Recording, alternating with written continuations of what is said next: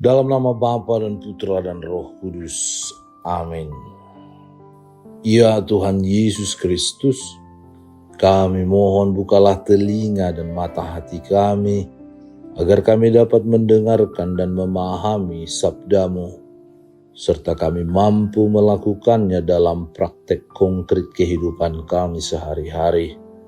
Cerahkanlah pikiran dan pemahaman kami dengan terang Roh Kudus-Mu, sehingga kami tidak hanya mendengarkan sabda-Mu, tetapi juga mewujud nyatakannya lewat pertobatan dan usaha serta kerja keras kami mengejar kekudusan demi keselamatan dan kebahagiaan kami serta sesama kami manusia.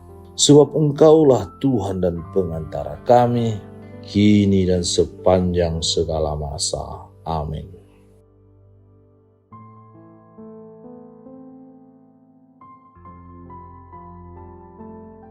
Tuhan bersamamu dan bersama rohmu.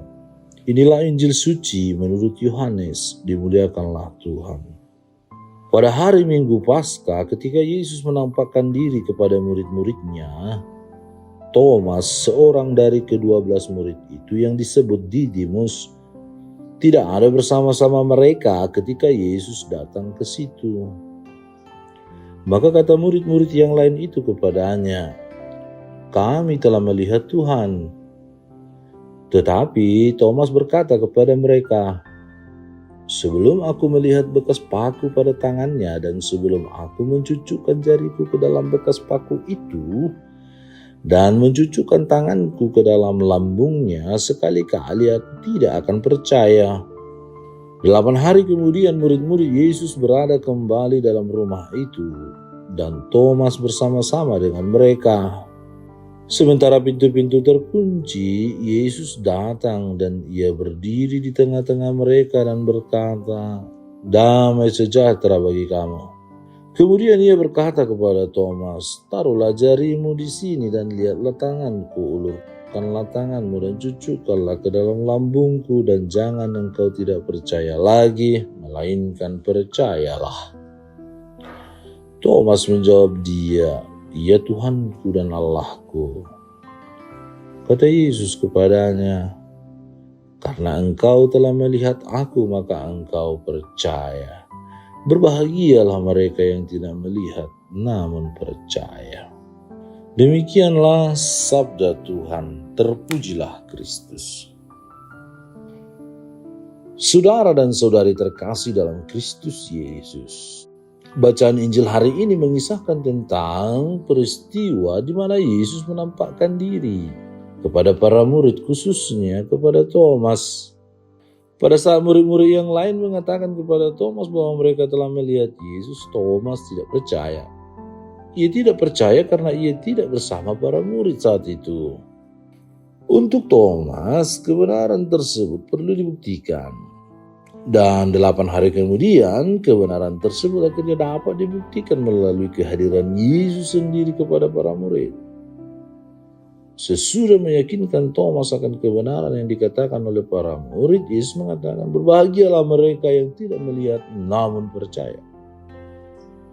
Dari pernyataan Tuhan Yesus ini dapat dilihat 2 level atau 2 tingkatan kepercayaan. Pertama, percaya setelah melihat, dan kedua, percaya walaupun tak melihat. Ternyata level kepercayaan walaupun tidak melihat lebih menyenangkan hati Tuhan daripada yang harus dengan bukti. Sebab Yesus mengaruniakan kepada mereka yang walaupun tidak melihat namun percaya. Yesus mengaruniakan kepada mereka kehidupan yang bahagia. Sedangkan level kepercayaan seperti Thomas kurang dikehendaki Yesus karena ada keraguan, kecemasan, dan ketidakpercayaan. Menjalani kehidupan sehari-hari, kita seringkali tidak percaya omongan orang lain jika tidak ada buktinya. Kebiasaan ini terkadang terbawa sampai pada level kehidupan rohani kita. Tentu kita dengan bijak memilah, memisahkan mana yang sekedar omong kosong, tipu muslihat, gosip menggosip, atau kabar burung yang tak terbukti. yang dikatakan oleh orang karena iri dan benci, tidak suka dan lain sebagainya. Tetapi pada leper rohani, tentu hal ini berbeda. Leper rohani yang sudah terbukti jauh sebelumnya sesungguhnya. Untuk meyakinkan apa yang kita imani, kita biasanya memerlukan pengalaman perjumpaan personal, baik kita sendiri maupun dari kisah-kisah yang telah dialami oleh para murid, oleh para kudus, dan orang-orang yang percaya. Sikap ini mendapat atau bisa menuntun seseorang boleh untuk semakin tidak percaya atau boleh semakin percaya akan kebenaran iman tentang kelahiran, kehidupan, dan karya Yesus. Bahkan sampai pada kebangkitan Yesus karena tak dapat dibuktikan secara nyata. Seringkali kita juga tidak takut untuk melakukan dosa karena kita yakin bahwa perbuatan tersebut tidak diketahui orang lain termasuk Tuhan. Kita menganggap bahwa Tuhan tidak dapat hadir secara nyata untuk menyaksikan perbuatan tersebut. Namun melalui Injil hari ini, kita sebagai umat Kristiani diajak untuk mempraktikkan level kedua, yakni percaya walaupun tidak melihat. Kita harus berusaha mengembangkan iman kepercayaan kita akan Kristus. Kita tidak perlu menuntut bukti untuk percaya akan kebenaran iman kita sendiri. Sekalipun kita tidak melihat, namun jika kita tetap percaya, maka keselamatan dan hidup kekal menjadi milik kita. Tuhan, teguhkanlah iman kami terhadap Engkau, agar pada akhirnya dengan iman kami ini, kami dapat menikmati keselamatan dan kehidupan kekal bersamamu dalam kerajaan surga. Sebab Engkaulah Tuhan dan pengantara kami, kini dan sepanjang segala masa. Amin. Tuhan bersamamu dan bersama rohmu. Semoga saudara sekalian dilindungi, dibimbing dan diberkati oleh Allah yang Maha Kuasa, Bapa dan Putra dan Roh Kudus. Amin. Allah Bapa kami, penuntun kehidupan, Engkau telah menuntun Abraham menuju tanah terjanji. Engkau juga menuntun bangsa Israel menuju tanah Yerusalem melalui tangan Musa.